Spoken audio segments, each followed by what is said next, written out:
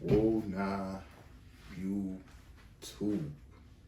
Slow sneaker, and I'm back with another one. I try to be as consistent with this content as I possibly can with y'all, but you gotta understand I am a family man and I work. So when it comes to family things and my work schedule, it's a little complicated to try and be as consistent as I want to be, but I'm working on that. So just work with me. But you can expect content to drop Wednesdays. So make sure your notifications are on DING so you know when I'm coming with it.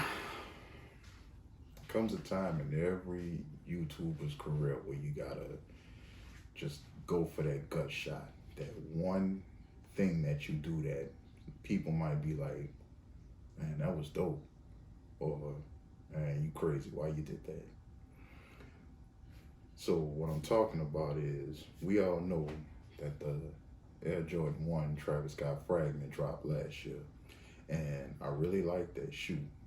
Problem was, where I'm from, which is New Orleans, there's only one place in the city where you can get a shoe like that.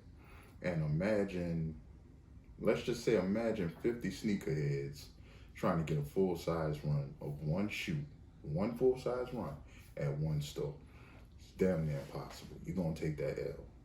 So I wanted the shoe, but I didn't want to pay $4,000 on resale for that. I can't do that. I got kids to feed. So I had to sit up there and make a conscious business decision because I really wanted to do this.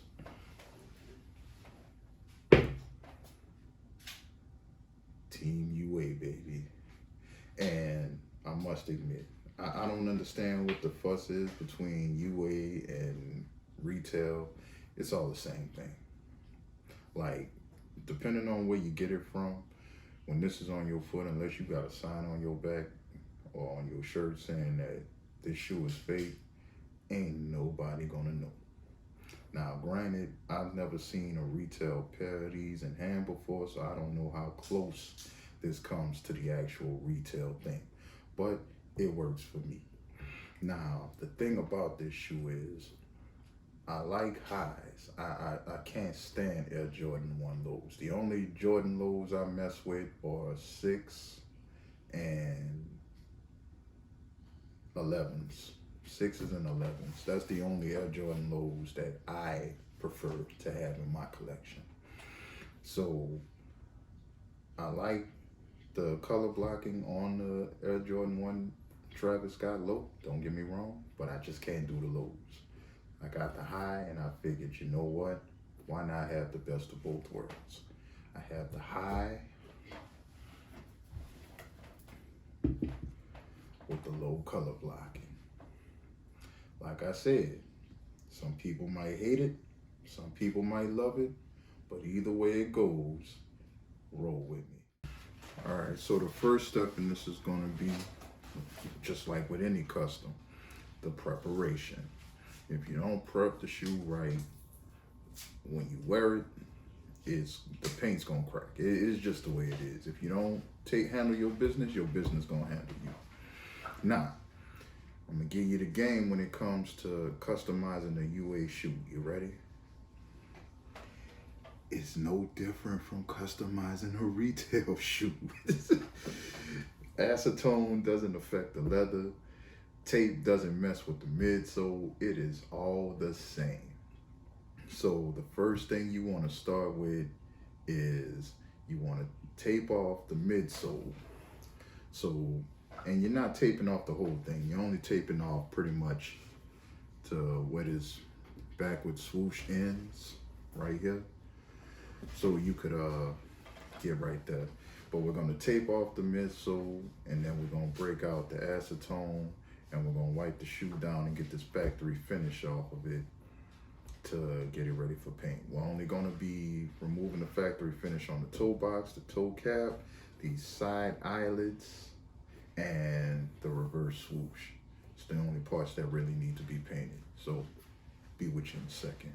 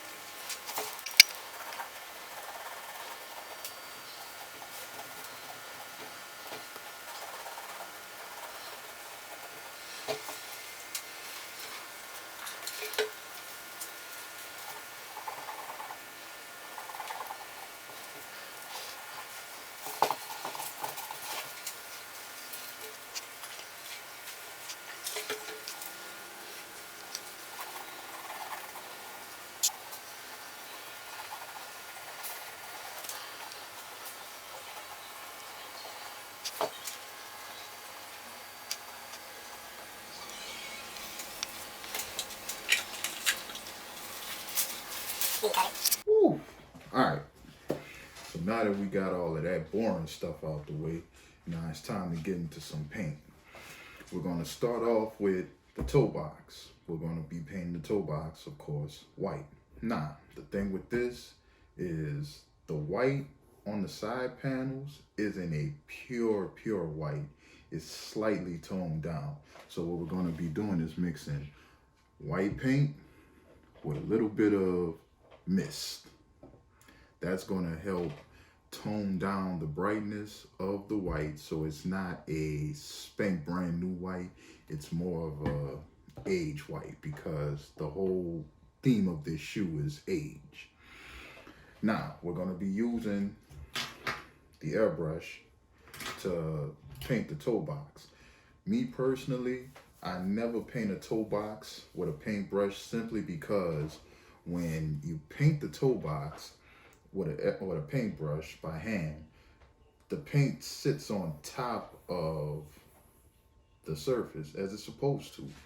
But when you look down at it, if you notice, you look inside these little perforated holes on the toe box, the inside of that is blue. So when you're looking down at it, the top part right here is white, but the inside of these holes are blue. You use the airbrush so you can make sure you get in there and get a thorough saturation. The trick and the key to customs are your customs aren't supposed to look custom. They're just not. They're not supposed to look like you sat down and painted this shoe. If it looks like that, try it again, because you failed. But we're going to get into that. Be back with you when we're done.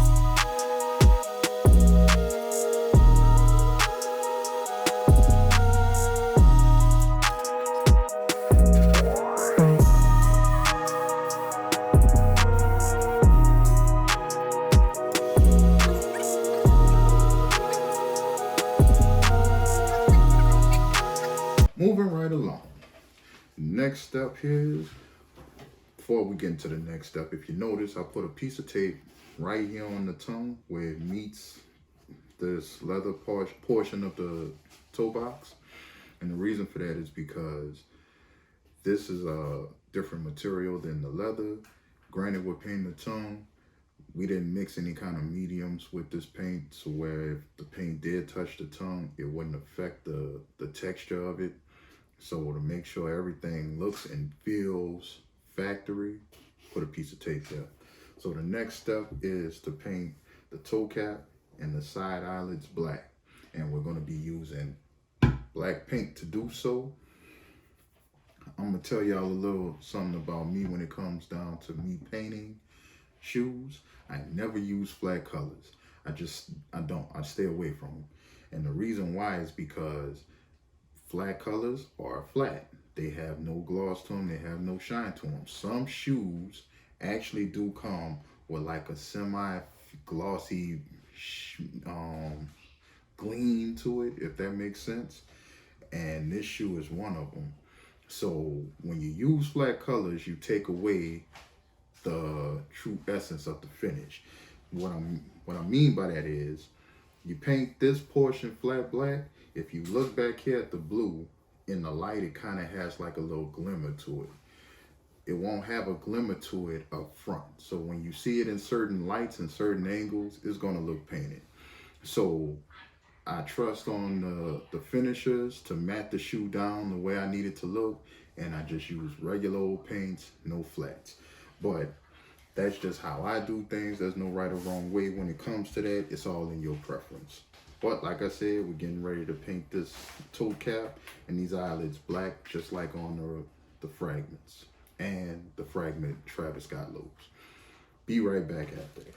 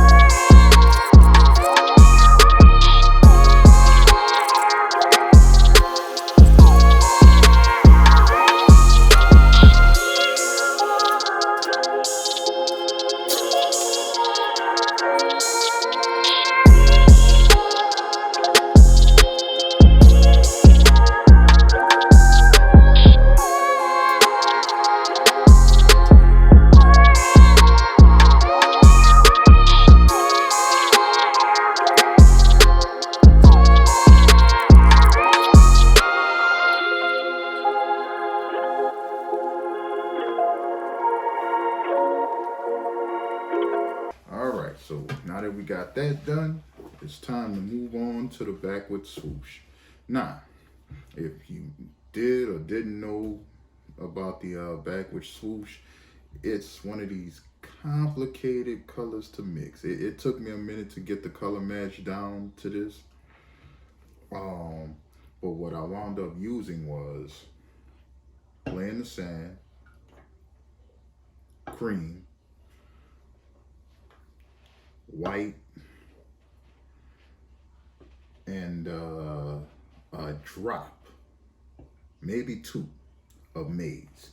These four colors, now granted, like I said before, I never had in hand the high or the low retail pair of Travis Scott Fragments. Everything I'm doing when it comes to the actual color matching of this swoosh is based off of pictures that I've seen. It might look dark in certain lights, it might look light in certain lights, but this is the color I came up with. I kind of matched it to the soles and just went from there. So mix these four colors and you'll get the perfect match for the cream color on the reverse swoosh, just like on the lobes.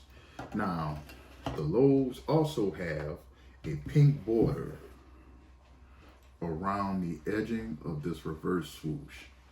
The colors I use for that is a drop or two of hot pink, but mostly shell pink. Mix these two pinks together and it'll give you the perfect mixture for that pink border around this swoosh. So we're gonna tape around that and we're gonna get to painting. Be right back.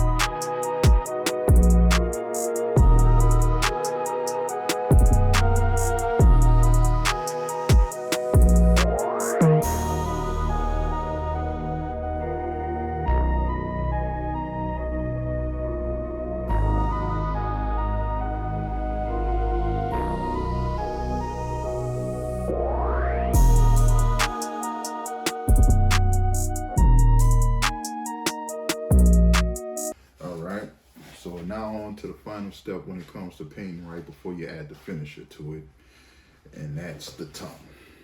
Nah, I ain't gonna lie, this tongue gave me fits because it was so damn hard to match the paint for this tongue.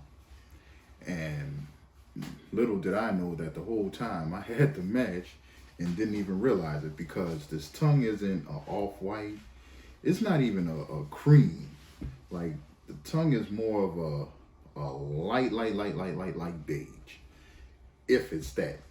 Kind of like a mixture between eggplant and cream. Like, it's got a hint of pink to it. It's got some, it's funny. It's just weird. And this is based off the pictures I saw. So the color mixture for the tongue is the same colors for the reverse swoosh. The only difference is plain the same cream, maize, white. The only difference is I added a small drop of hot pink just to give it that darker pinkish tone that the tongue appears to have. It's not pink, but it does have like a pinkish hue to it based on the pictures I've seen. So we're gonna mix that with some GAC 900 because we don't want to ruin the integrity of the tongue, and we're gonna paint that. Then once we're done with that, that's a wrap. So let's get to that.